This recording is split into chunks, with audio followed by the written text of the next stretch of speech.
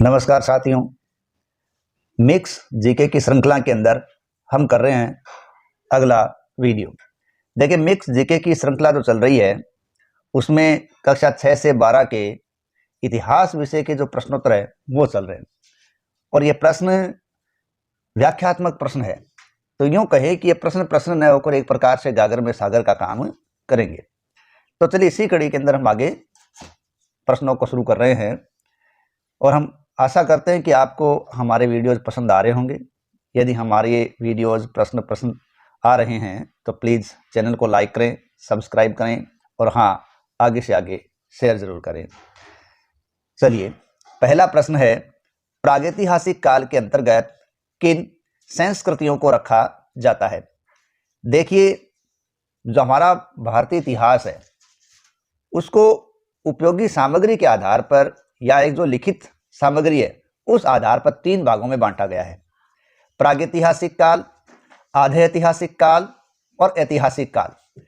प्रागैतिहासिक काल वो है जिसमें कोई भी लिखित साक्ष्य हमारे पास नहीं है, क्योंकि हमें लिपि का कुछ भी पता नहीं था। और ये जो समय है वो केवल पाषाण और पाषाण उपकरणों का समय है, इसलिए पाषाण काल इसके अंतर्गत आता है। क्योंकि प्रागैतिहासिक काल के अंदर जो हमने इतिहास का निर्माण किया है वो पाषाण की सामग्री से ही किया है। तो प्रागैतिहासिक काल के अंतर्गत जिन संस्कृतियों को रखा जाता है उन संस्कृतियों के अंदर देखिए नाम लिया जाए तो वो है पाषाण काल। ठीक है। नेक्स्ट, मानव सभ्यता के विकास की प्रथम अवस्था कौन सी है? देखिए, मानव सभ्यता के विकास की यहाँ अपने को 4 अवस्था दे रखी है: पशुचारण, शिकार, कृषि, औद्योगिक।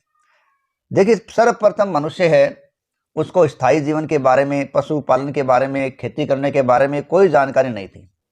वो एक घुमक्कड़ खाना बदोश जीवन जिया करता था और कंद मूल फल फूल जो भी उसे मिलता था खा लिया करता था। और प्रारंभ में उसका काम केवल शिकार करके भोजन प्राप्त करना था। तो ये उसकी जो प्रथम अवस्था है सभ्यता के विकास की, वो शिकार अवस्था थी, यानी पशुओं का शिकार करके वो भोजन प्राप्त किया करता था। नेक्स्ट, प्रागैतिहासिक काल के उपकरण एवं हथियार किससे बनाए जाते थे? तो प्रागैतिहासिक काल वो काल जिसके अंदर कोई हमारे पास लिपि का साक्ष्य नहीं है, हमें किसी प्रकार की लिपि के बारे में जानकारी नहीं है, वो प्रागैतिहासिक काल है। तो उसमें जो हथियार वगैरह बनाए जाते थे वो किससे बनाए जाते थे? वो बनाए जाते थे पत्थरों से। इसलिए ये युग है वो पाषाण युग या पत्थर युग के नाम से, स्टोन एज के नाम से जाना गया।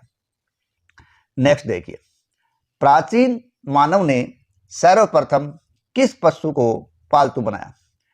देखिए, मनुष्य ने सबसे पहले कुत्ते को पालतू बनाया था, क्योंकि उसे अपनी सुरक्षात्मक दृष्टि का एहसास हो गया था कि कुत्ता एक ऐसा प्राणी है जो दूसरे को देखकर भौंकने लगता है।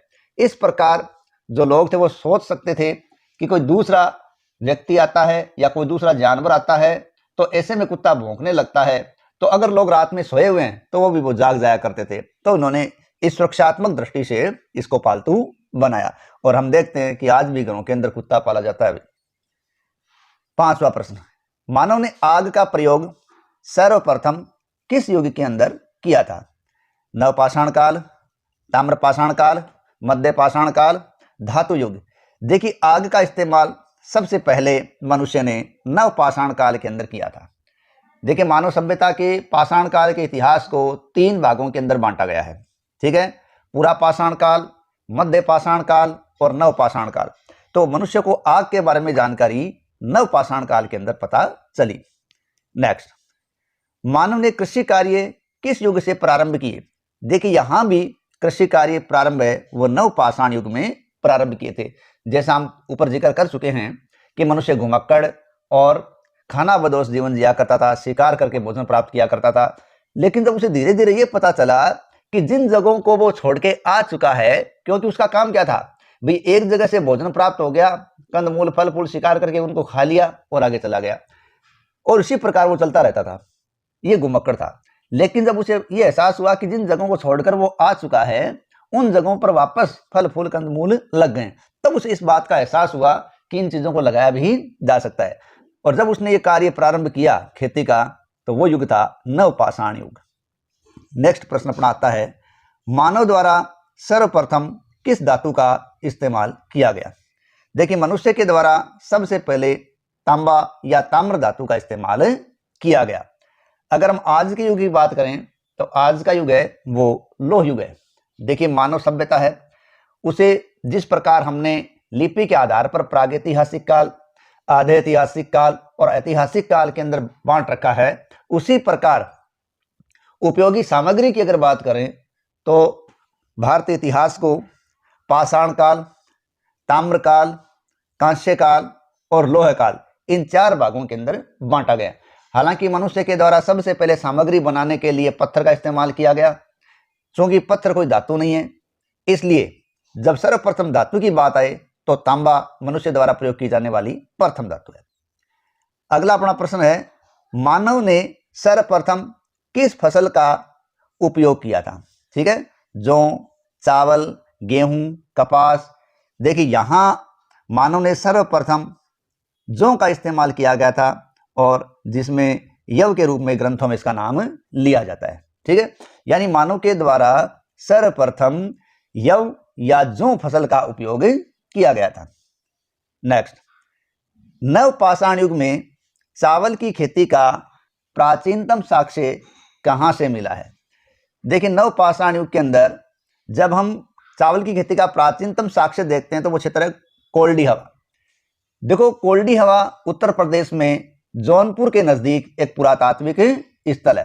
ठीक है, तो ये जो नवपाषाण कालीन स्थल है उनमें देखिए कोल्डी हवा के साथ साथ मेहरगढ़ का भी नाम आता है। यानी भारतीय उपमहाद्वीप में कोल्डी हवा और मेहरगढ़ 2 नवपाषाण कालीन बस्तियां थी जहां से चावल और गेहूं के स्पष्ट प्रमाण मिले थे।